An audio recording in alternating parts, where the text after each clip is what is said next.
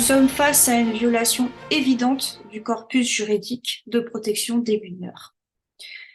Quels sont les changements à l'œuvre en matière juridique? L'inclusion des droits sexuels dans le domaine du droit de la santé permet une intrusion de la sphère publique au sein de la sphère privée, alors que la vie sexuelle est en principe protégée par le droit au respect de la vie privée et familiale, la protection de l'intégrité physique et psychique, la protection de la dignité à titre individuel et par la répression des actes attentatoires à l'ordre public. Revendiquer un droit à la liberté sexuelle revient à réclamer une action sans contrainte et un droit subjectif afin que la société mette tout en œuvre pour permettre cette liberté.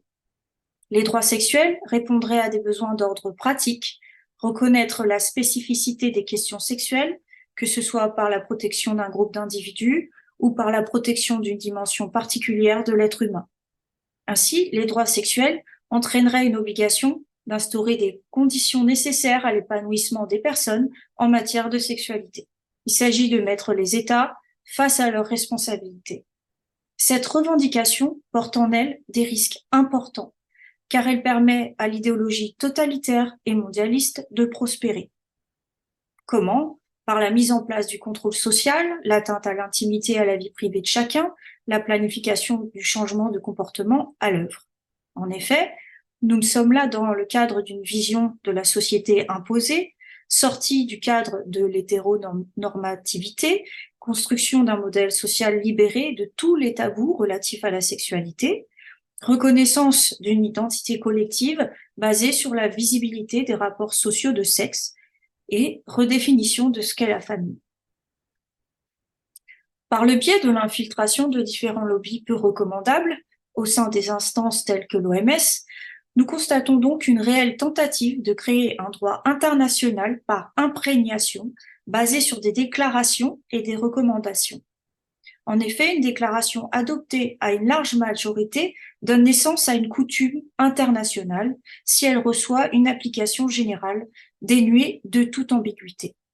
En revanche, nous pouvons constater qu'il n'y a pas de texte contraignant juridiquement, tant au niveau international qu'au niveau européen, concernant la liberté sexuelle et l'éducation à la sexualité à proprement parler. Pour quels résultats? Nous avons pu constater des dérives importantes dans le cadre de cours d'éducation sexuelle ou éducation à la sexualité, ce qui en réalité revient au même, en milieu scolaire, lesquels sont rendus obligatoires dès l'âge de 3 ans depuis la loi relative à l'interruption volontaire de grossesse et à la contraception, numéro 2011-588 du 4 juillet 2001, dite loi Aubry. En l'absence de texte international contraignant, la France a tout de même pris une telle mesure. Lors des débats parlementaires, nous avons pu conclure à une réelle vacance en matière d'expertise et en revanche une écoute importante des lobbies. Les parents et les enseignants sont considérés inaptes par les parlementaires. Une place privilégiée est accordée aux lobbies, donc aux intervenants externes, et cela devient un problème majeur de société que les autorités ne semblent pas vouloir résoudre, puisqu'au contraire, ils encouragent l'application des méthodes transgressives à l'égard des enfants, inspirées par les lobbies eugénistes, pro-pédophilie et pro-inceste.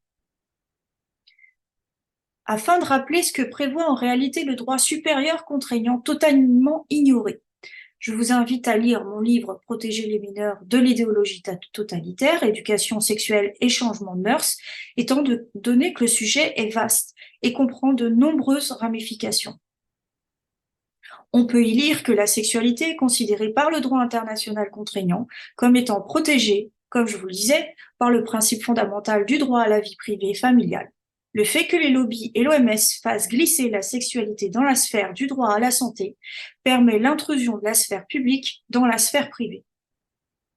En dehors de la violation du respect du principe fondamental du droit à la vie privée et familiale, l'éducation à la sexualité rendue obligatoire au sein des établissements scolaires, les lobbies réclament ces enseignements dans tous les lieux de vie sociale de l'enfant, alors qu'aucune convention internationale ne le prévoit, viole également le principe selon lequel les États doivent respecter obligatoirement l'autorité parentale d'après la Convention internationale des droits de l'enfant. Ils doivent également respecter les convictions philosophiques et religieuses des parents, comme le prévoit l'article 2 du protocole additionnel numéro 1 de la CEDH. En effet, il est interdit aux États membres du Conseil de l'Europe, dans leur mission d'éducation, d'endoctriner les enfants, de porter atteinte à leur équilibre et d'exalter la sexualité chez l'enfant, d'autant plus lorsque ces agissements se font au mépris des convictions philosophiques et religieuses des détenteurs de l'autorité parentale. C'est très clair. Et bien entendu, cela vient en plus à l'encontre des explications que nous donnent les experts concernant le développement de l'enfant. La Convention internationale des droits de l'enfant demande aux États signataires de respecter le droit des parents et de veiller, envers et contre tout, à la protection de l'intérêt supérieur de l'enfant. Concernant l'enfant victime, les auteurs sont susceptibles, en fonction des faits, n'est-ce pas, de faire l'objet de plaintes pour plusieurs chefs d'accusation, notamment pêle-mêle, puisque c'est extrêmement vaste, les agressions sexuelles, viol en réunion, corruption de mineurs, atteinte à la moralité de mineurs, complicité de violence, harcèlement sexuel, détention et diffusion d'images pornographiques représentant un mineur. Ce ne sont pas des mots en l'air, nous voyons tous les jours des témoignages qui nous rapportent des faits extrêmement choquants. En ce qui concerne la délivrance par les médecins de traitements hormonaux ou la pratique d'actes chirurgicaux de changement de genre qui sont mutilants et donc irréversibles, alors que les parents ne sont pas suffisamment informés,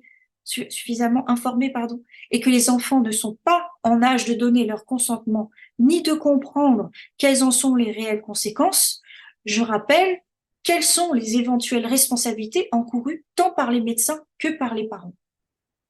Il est notamment question de mauvais traitements, d'atteinte à l'intégrité de traitements cruels, inhumains et dégradants, sans compter le charlatanisme lié au caractère expérimental et non concluant des dites opérations, à savoir la proposition d'un remède illusoire en lieu et place d'un remède éprouvé, une prise en charge par un psychologue par exemple.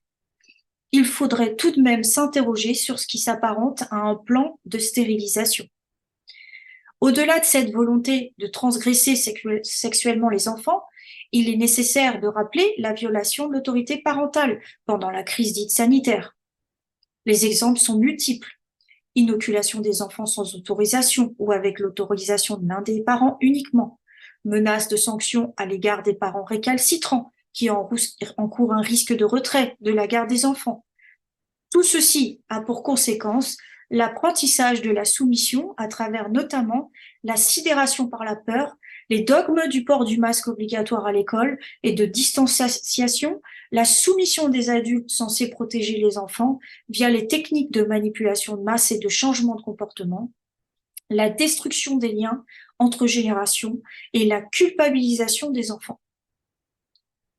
Sous couvert d'une fausse bienveillance vis-à-vis des enfants, en usant des termes tels que la lutte contre la discrimination, la prévention, se cache en réalité une véritable hypocrisie et bien d'autres desseins. C'est pourquoi nous proposerons très bientôt des tables rondes afin d'informer les parents et les adolescents.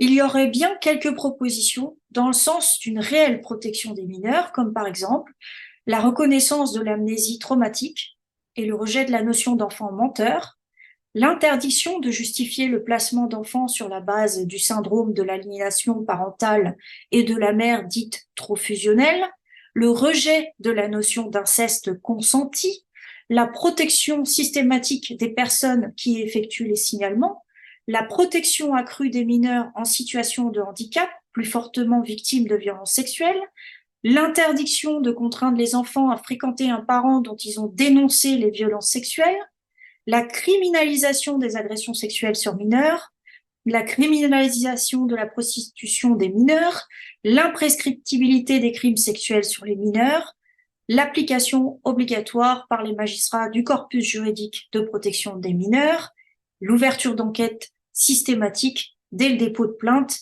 par un mineur. Voilà, ce sont des exemples de mesures qui pourraient être adoptées pour une réelle protection.